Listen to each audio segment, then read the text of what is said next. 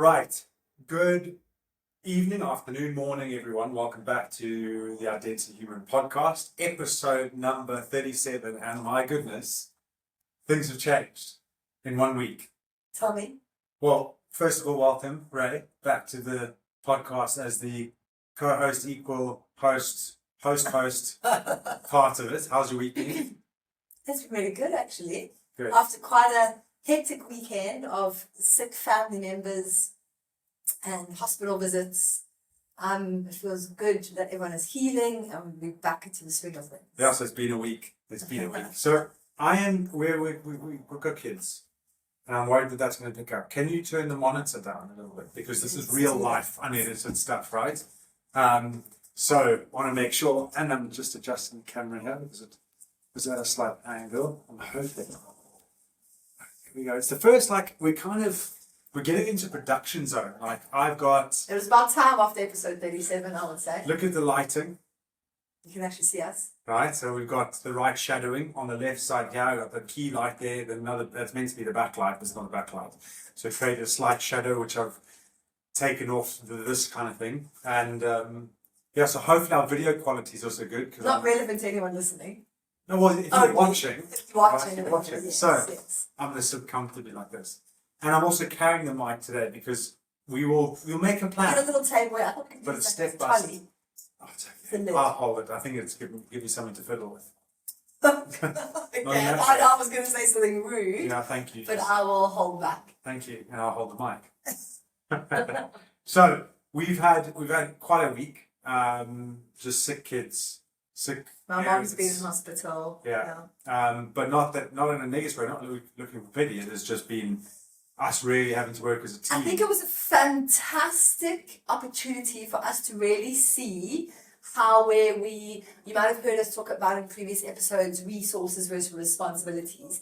And we identified December, January time that what we were trying to achieve, where we were going, we just had way more responsibilities than we had resources in terms of the balance was completely off. And so we realized that we needed to bring a lot more resources into our life in order to enable us to carry on because we weren't willing to drop any of our responsibilities. It's a great tool. Businesses. Yeah.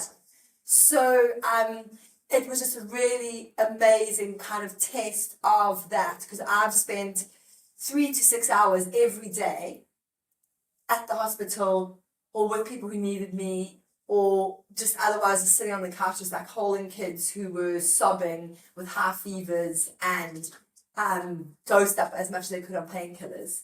And Don was able to step in, but neither of us felt stretched. No. I didn't ever feel stressed or stretched. We still fit in all our exercise. But I'd say you did. Sleep. I'd say you also. It was interesting because you also acknowledged elements. So where you went to hospital, you would be like, "I'm sorry that you've got to deal with the kids and everything," and I said to Ray eventually after 2 days, "Stop apologizing. This is what we do. This is families sick. We're there by their side. It shouldn't. There was no time in my head and I go, oh, I'm doing all of this for the kids and Ray's not doing it and she's just in there." And it's so interesting. I feel like that may be the evolution of. And because of the work we've done on ourselves. Yeah. And because of we have an au pair, we have the community of grandparents around us and stuff. So it was my parents who were sick and well, but Don's mom was around. And because of the good space the kids are in, we didn't ever feel stretched with we've had a crazy, I would say 7 days of just loads of people around us, also friends really struggling that we've had to be there for. And we've been able to be right, we're here, what can we do? And just help so many people around us and still being in a very good position ourselves. And I suppose the other concept that comes to me is people talk about agility and adapting to change and that kind of stuff. And it's all of the extra add-ons that we would have added structure-wise, we got rid of and we just did our usual bare minimum. Minimum maximum. So if you've heard that principle, that's so key. Yeah, and it really was one that kept us moving forward. At the times we were say on a Saturday, I was meant to go out, or we were meant to go out for the kids. Ray ended up going to hospital and I was I'll just watch Olympics. But I'd still done the morning stuff, but just managed to fit in a run. And then everything else started to happen. So we still managed to get through, even on a Sunday. I would say, Ray, you need to go and do your... I said to go do... We did a workout together. Yeah. Because we hadn't fit it on the Friday because everything started to kick off then. So it was interesting how I paid that. Anyway, But yeah, and I suppose if we were to just apply this to people's lives, like it just shows if you take a lot of these tools and tips that we discuss and actually really start to apply them in your life, you will see benefits. And it actually made me think of feedback, this amazing testimonial that Don got from a client today that we will share on our website at some point. It was just like, he said, he summed it up perfectly, where like the tools and stuff you're giving him not only make a difference now, but you see the benefits months and years down the line when you're able to just cope with life so much better. yeah. And it was, and he framed it perfectly, like the way I framed it. I'm like, it's probably not going to change your life in a week or a month, but it's almost because I avoid the quick fix, quick drop type of mentality. And it was just one word. Anyway, I also thought something that came to mind, and let me know if you're comfortable with this. If not, we can just move on. But what can we help people learn from as a quick happening this week? And it could have been today. As in a disagreement that we had, where how did we work through it and what was the outcome? So the disagreement was this morning. Did we work through it that well?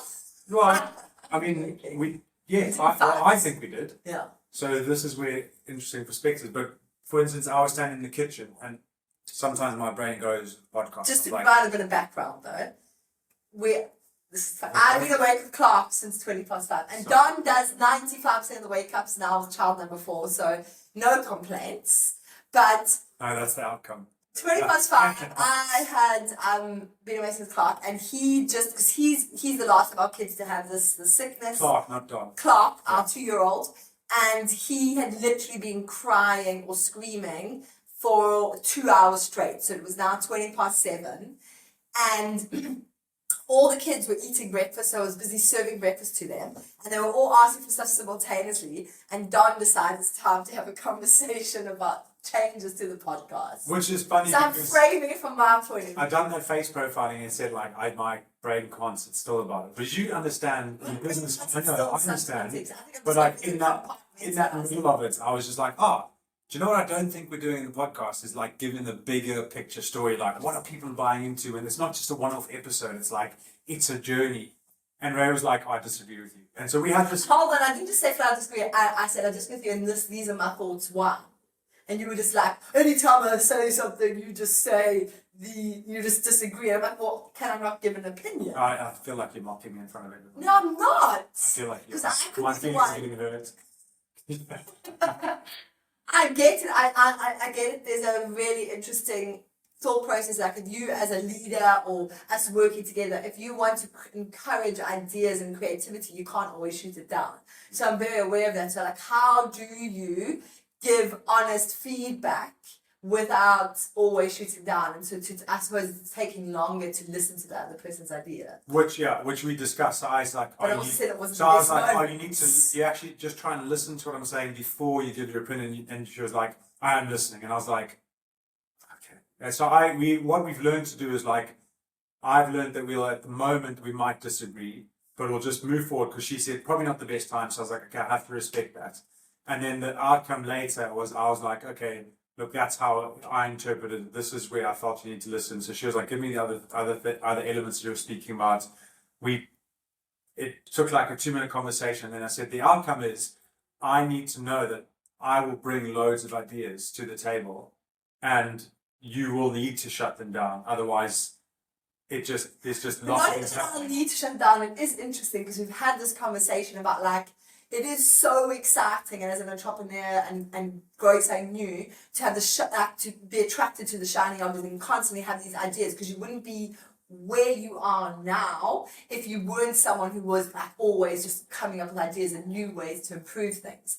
But it's like we've agreed a path for the next sort of 6 to 12 months, and I'm going to be the drill sergeant that says this is the path that we stick to. And that's so important, I think, in business and in life, that you don't keep jumping to the new thing. So you could keep jumping to a new diet or a new way of exercising, or I don't know, always trying something new. If you sometimes a goal takes sticking to it and not changing the whole time. So I can kind of be the killer of joy sometimes.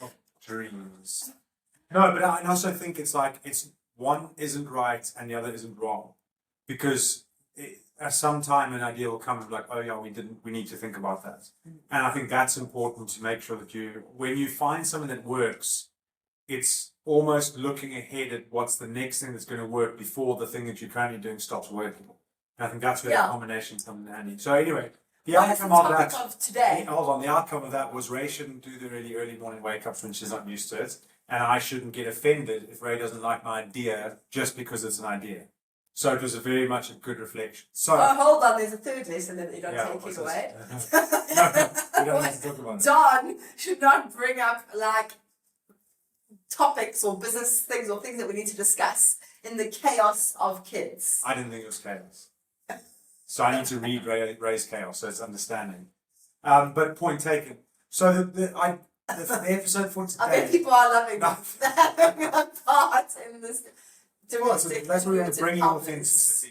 authenticity. Is last week we were speaking to Pete, and at some point there was something that was very interesting came up, and that was this taking on other people's beliefs, i.e., their glass houses that they set, their glass ceilings that they set. Yes. And how do you differentiate? Because it was when we were talking about like old and experience, when do you learn to listen to them versus when they actually, that's their limits that they're putting on you, and constantly people are putting them. Because I think Pete started by saying like, and we all agree, like take those lessons that people ahead of you in the game have learned and use them to kind of put yourself ahead 5 years, to take that, don't start from ground zero. Know that those people ahead of you, those elders, are wise for a reason. And it just got me thinking though, how can we distinguish between what someone who's maybe got more life experience or experience in that arena is telling us, saying that's a really useful something to take on board and kind of live by or run our business by, versus they have created a glass ceiling that needs to be broken, like a limitation in belief that we shouldn't stick to. So give us an example. Can you think of one? Yeah, money mindsets, money limits. Yeah, I was going to say something about money. So say it. So okay, well You give I'm one. doing now like money can't buy you happiness. Where does that come from?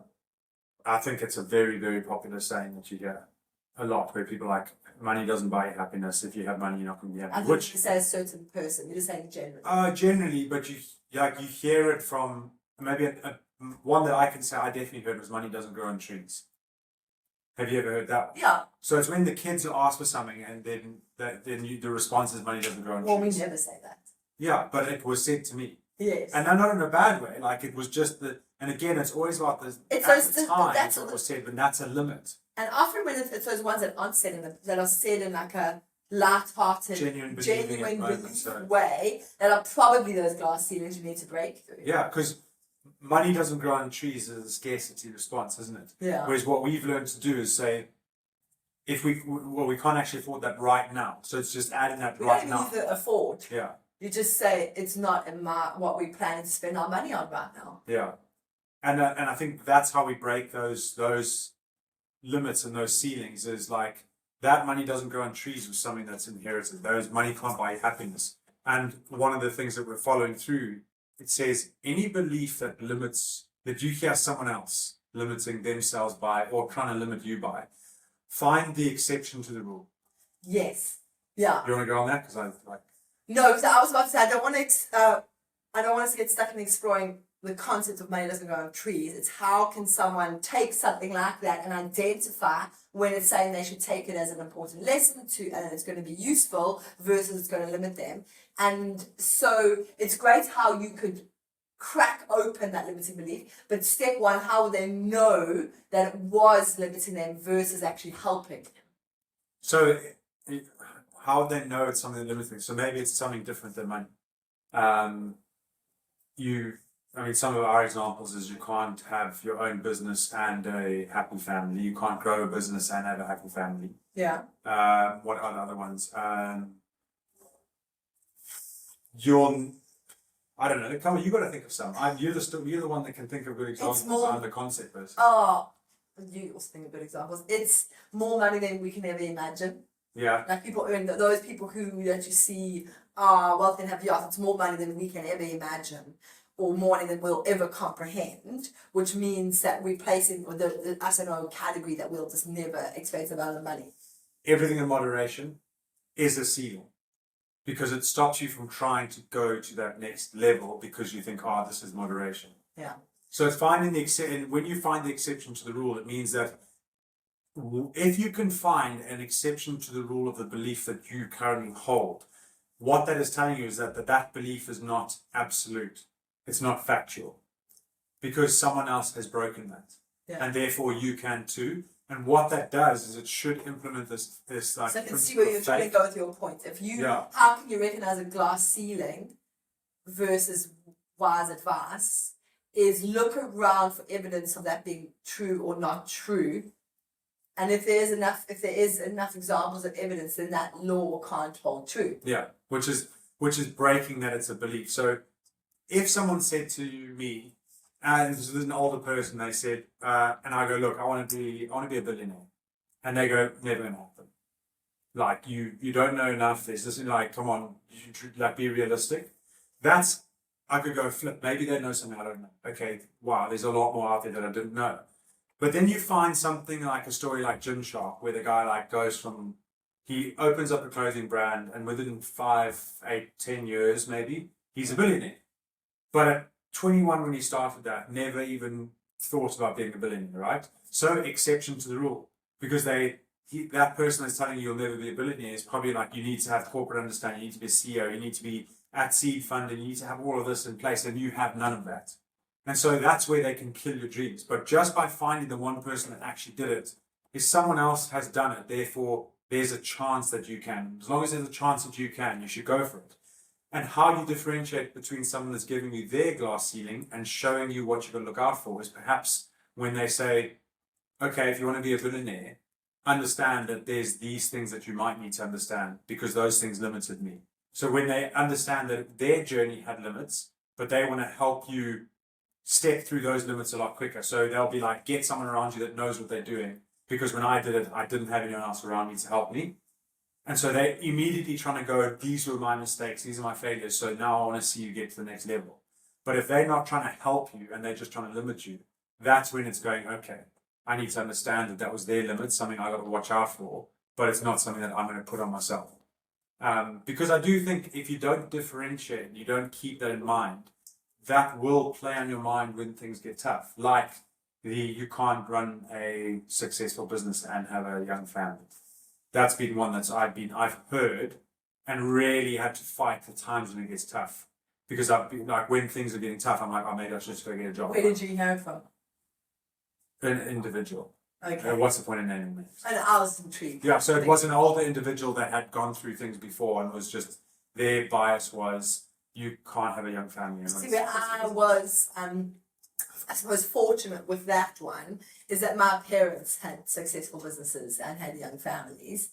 So it always kind of formed that foundational belief for me, whereas you had it as like saying that you thought it wouldn't be possible. Well, it's also, when someone gives you a belief that you already think about, it's confirmation, like that reaffirms it and you believe it a lot easier. So that self-image type book that you read, like if you believe it core down, there's no filter.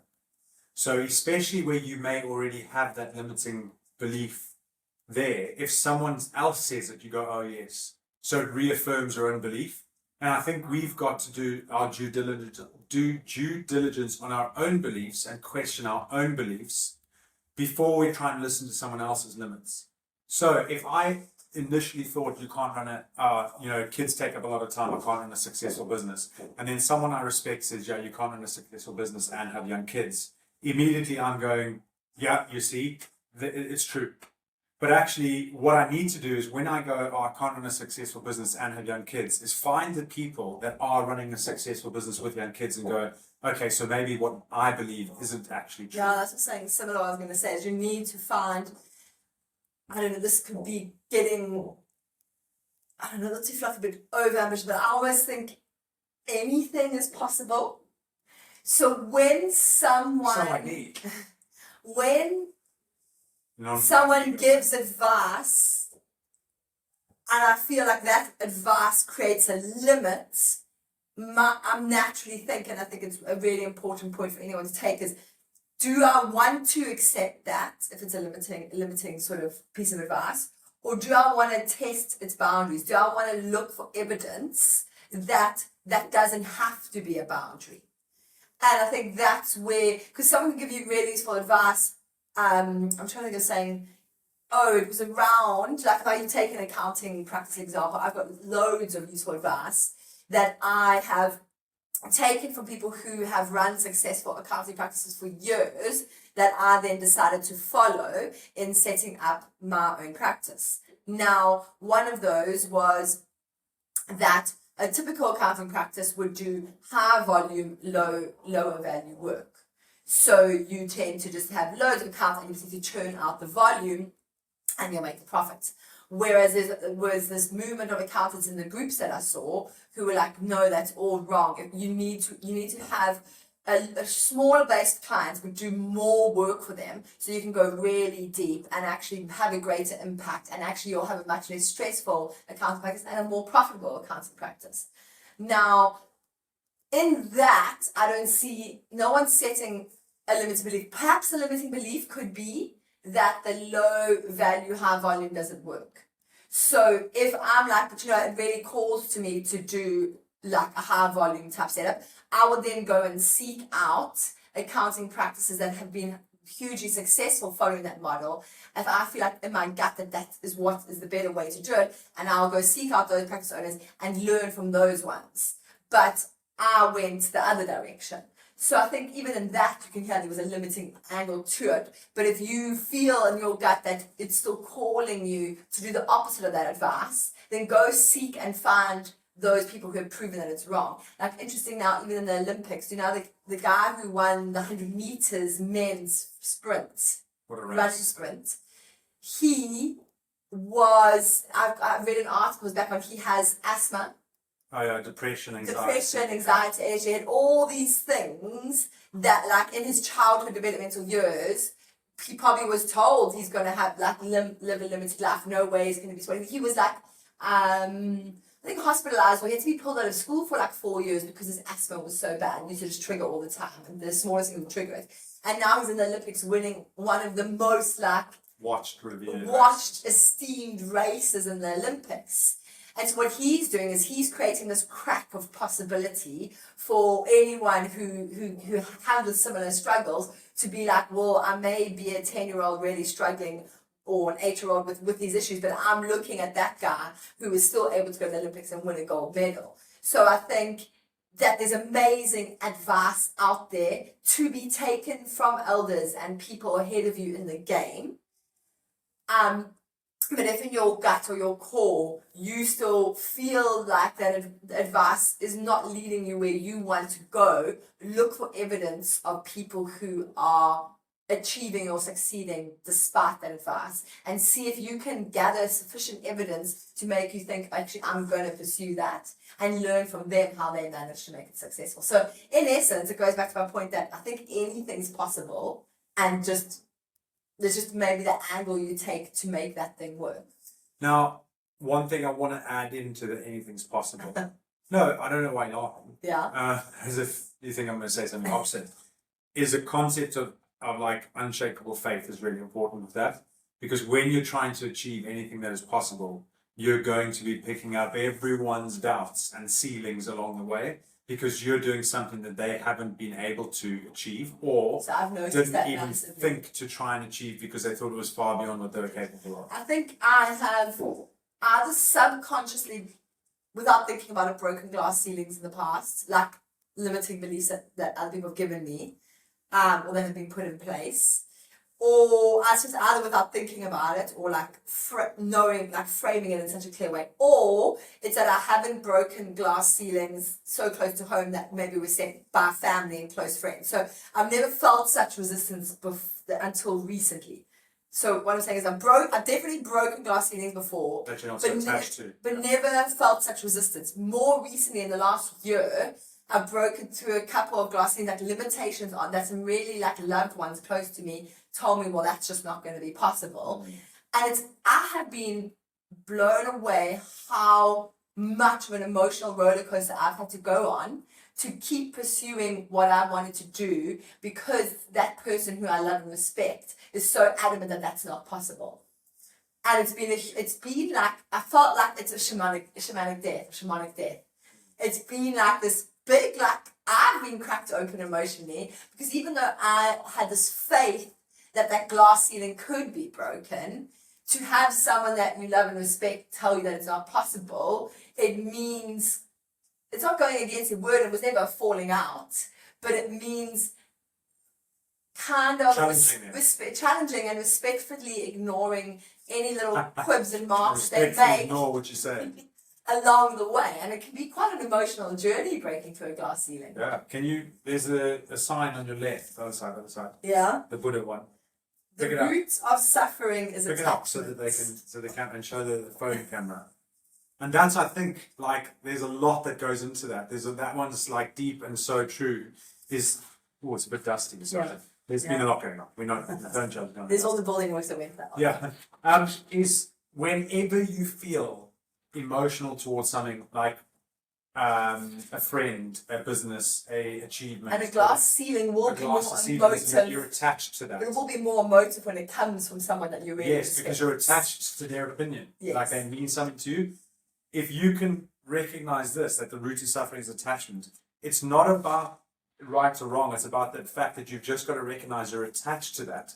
And if you can recognize why you're attached to it and tether that attachment because it's not serving you anymore, understand that on the other side of this tethered attachment now is a greater element of what you want to bring into your life. Because you wouldn't explore that if you didn't feel that was the way to go. You didn't think it was going to make a positive difference. I've heard on podcasts I've listened to recently, they've explored this idea of attachment a lot. And I think Buddha even said, I think it was from Buddha, or like the monks. The monks have this quote. Yeah, but this quote I heard recently, that like, they were saying, even as monks, where they don't have money that they're attached to, they don't have possessions, they've got rid of so many attachments. Even they say that true attachment is impossible. So then you think, if it's impossible, detachment is impossible. True detachment is impossible. So you might say to yourself, well, how do I even begin detaching myself from what I'm trying to achieve? Because I need to detach myself from not getting overly involved. And I heard a really practical piece of advice that I think might be useful to share here, and that links up to this idea of how do you break through a glass ceiling. So let's say you know that you want to get your business, maybe you want to get your business to a 6-figure turnover, but no one's ever done that in your family. You want to run a marathon, or you want to finish your degree and no one's ever done a degree. Whatever it is, you've got this glass ceiling that people around you maybe have never achieved, and a goal you're trying to achieve. How can you begin to get detached from the result? And it's so simple. I can say in one sentence. Enjoy the journey. So that is what you need to do is if you're working, I can take growing a business as an example. If you want to get to that 6-figure turnover or the X amount of profit or whatever it is, that achievement is going to be such a blip, such a short moment in time. It's going to happen on one day or 1 month, and you're going to move through it so quickly. So that's like you get so focused on that, but actually, and that would be you attaching yourself to this outcome. But if you can just enjoy what you're doing each day and working towards breaking that glass ceiling or achieving that goal, and you are truly you reach the end of each day, and you reach the end of each day like, oof, that was hard, but I really enjoyed that challenge. You really thrive on the process. You become less attached to the outcome by default because you're just enjoying the journey. So it's a fantastic tool to get more detachment so that you can let that energy flow naturally. So it's really, if you're trying to achieve a goal or break a glass ceiling, make sure you are focusing on enjoying the journey towards that. Yeah, I like that. And by the way, I've been dying to ask this. Did you pick up the glass ceiling that you accepted without even realizing it's a glass ceiling? Did I pick it up? I'm not sure what you mean. So when you were holding the sign, you were talking about the monks. You said the monk said true detachment is not possible. Well, no, they didn't actually use those words. They just said. Okay. So I gave the quote really badly, but they basically said. Well, no, that's your interpretation of it, and that's the point. Yeah, that's my interpretation. They say controlling the mind or detachment is like trying to herd 100 wild monkeys. But then if you think about it, chimps. If you were truly, when you go deep on detachment, I'm not convinced that it is possible. So you can go down that route, but you would have to give up your family. Not give it up, give them no power over you. Which give is up hard. all money. To be fair, I know where you're going with it. I've already covered that, and I say to people, by the way, the upside of not attaching to yourself to your job is great, because your value is no longer attached to your job. But I said the downside is you also have to apply that same thing to all the good things, like your wife. Your Exactly. kids, all that kind of stuff. And the crazy thing that I've heard before, which will blow your mind, is if you are trying to not be attached, or you're trying to detach from all these things in your life so that you're not so, emotionally charged with it, you become attached to becoming detached. Yeah, of course. So And when you're not detached, you get annoyed. I think I'm there. So attachment is I think it's a natural human condition. Because I've said to you, yeah, of course, belonging is like attachment. I've said to you before, like, I'm sorry I put myself in this position where I'm affected by you. And that's me being attached to detachment. I'm like, damn, I'm not detached to it. But I've also recognized it's like, if I was taking anyone through a coaching program, I would say there's layers of attachment.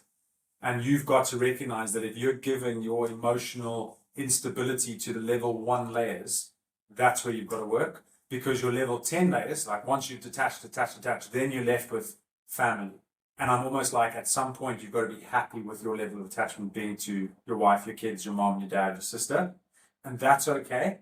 It's almost accepting that that's what you want to have. And if some things are going wrong, by all means, lose your mind. But not when it comes to crashing a car, not getting a promotion, all those really insignificant things that the world would carry on if you weren't around. All of those things the world would. But with family, it would be a devastating effect. I think maybe that's how we differentiate, is levels of attachment. Oh, I've got a new concept. Thank you. I've only been hanging with I said so in the sort. Okay, I think we've covered some good bases. I really like the way we ended that off, because I'm now going to go and add that into the stuff I say. There's the levels of attachment. It's because it genuinely makes so much sense. Yes. It's the same concept with levels of self-awareness. As I recognize that there's levels. It's like that 6 steps. As you keep going infinitely on these levels of wisdom and self-awareness. And it's the same with attachment. Even to you, I will have attached certain levels to things that you say, and I've had to detach from those because your response to my idea affects me. But actually, that's like a level 1 attachment in our relationship. Yes. And realistically, I shouldn't be shook by those things.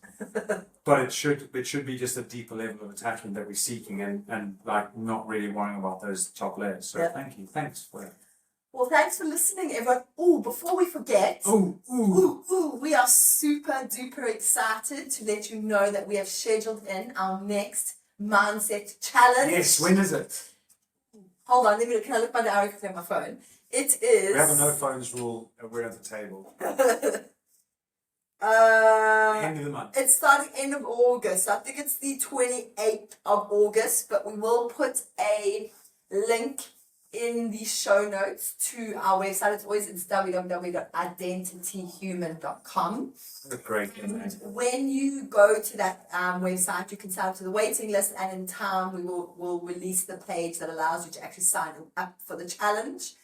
And it's an amazing, we think you're making it a 5-day challenge rather than 10 days. Yeah. Give that a try.